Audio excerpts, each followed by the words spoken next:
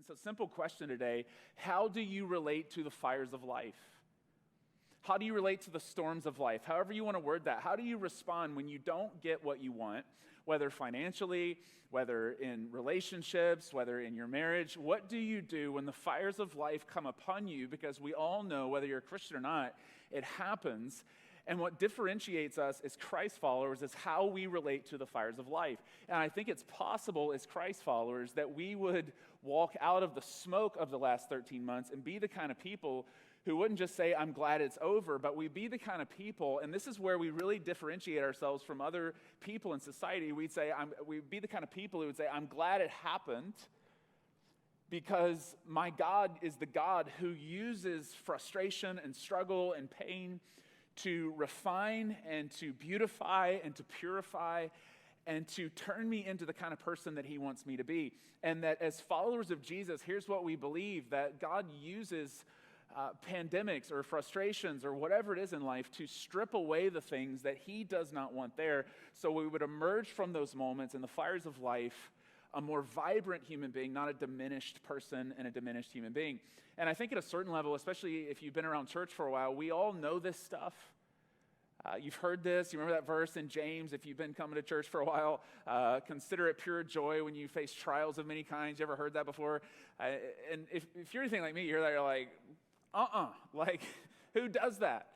I don't want to be that kind of Christian who's high-fiving in the fire going, woo, this is great.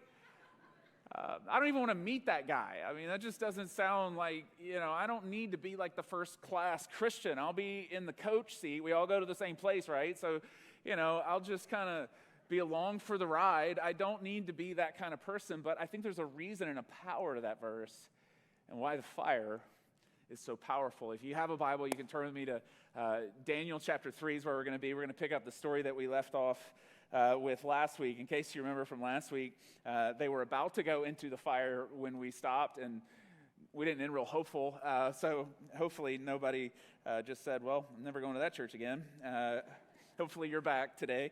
But Daniel chapter 3, verse 19, Shadrach, Meshach, and Abednego, they were in the town square. The music played, and if you remember, Babylon is a cultural bastion, and the Babylonian ideals, the Babylonian way of life of Babylon first was to be worshipped. And Shadrach, Meshach, and Abednego, this is a part of the story of the exile. They had been captured from their homeland in Jerusalem, dragged off to live as Babylonians, and they'd been given jobs. They were respected in society, but they were not going to compromise on their values, and they were not going to bow to Babylon, to Nebuchadnezzar. And so they said no. And Nebuchadnezzar said, well, you're going to die by the fire. And they said, well, so be it. And that's where we are in the story. Then Nebuchadnezzar was furious with Shadrach, Meshach, and Abednego. And his attitude towards them changed. And so he did kind of like these guys. He'd given them jobs. And now he's fired them. And I don't mean that in like a... It's another cheesy dad joke. It was unintentional, though. He took their jobs, and now he's going to kill them. He's ordered the furnace heated 7 times hotter than usual. Anybody in life right now, and you're in situations or circumstances, you're like, man, this could not get any worse. Like, anybody in February of 2020, life was not going your way, and you were like, man, this could not get any worse. You're like, are you kidding me? A once-in-a-100-year pandemic? Is there a God? That sometimes this happens in life.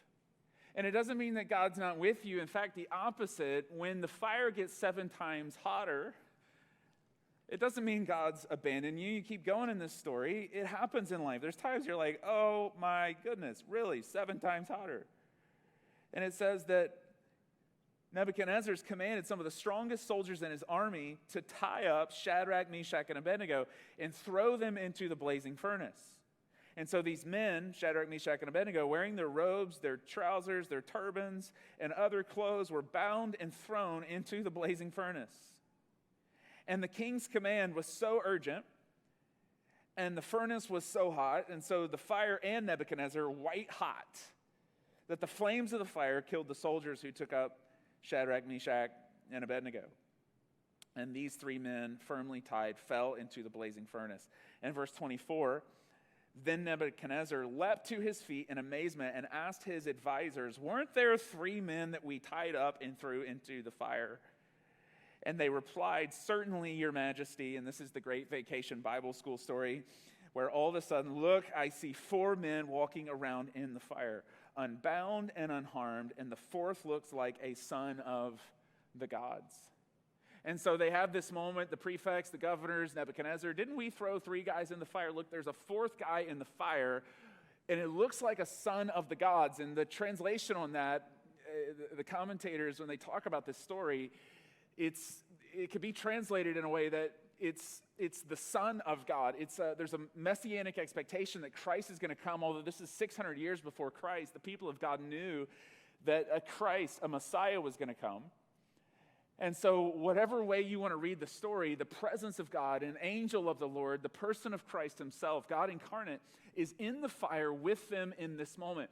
And there's sort of the elementary reading of this story where you and I can know in the struggles of life, in the fire of life, you are never alone.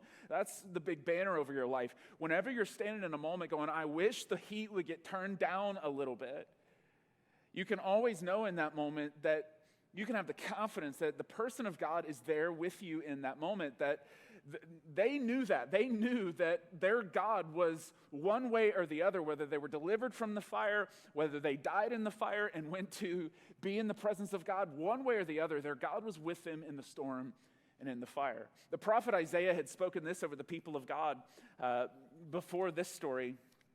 Isaiah chapter 43, starting in verse 1, he says, do not fear, for I have redeemed you. I have summoned you by name, you are mine. And when you pass through the waters, I will be with you. What does this harken back to? The Exodus story, where they had been in Egyptian captivity for generations and generations, and they were set free from that. And now they're going to wander in the wilderness. But before they do, they've got to pass through the raging Red Sea. And God parts that, and he's like, look, I want you to know when you're walking through the water, I am there in the middle of that storm with you. And then he goes on and says this, and this is future tense, and when you pass through the rivers, they will not sweep over you. And when you walk through the fire, you will not be burned. The flames will not set you ablaze. You can know this in your life that, and this is a picture of the exile, that when they are thrown into the furnace of life, you can know you are not set ablaze by life because your God is there with you. And as the people of God in 2021, our story is their story, and the water is an image of Exodus, and the fire is an image of exile. And in the Exodus story, the water's part. In the exile story, the fire gets turned up. But God says, in either season of life, I am a presence there with you in that moment. I want you to know that, whatever's going on in life. And you may be in an Exodus season of your life right now. You might be between 2 realities, and you feel like you're wandering in the desert, and you've left something behind, maybe a job, a city, a life, and you are between another thing or calling or something in life, and you're going, I don't know how long I'm going to be in the wilderness. And God says, you've passed through the water, and I want you to know in this season and stage, I'm there with you in this place.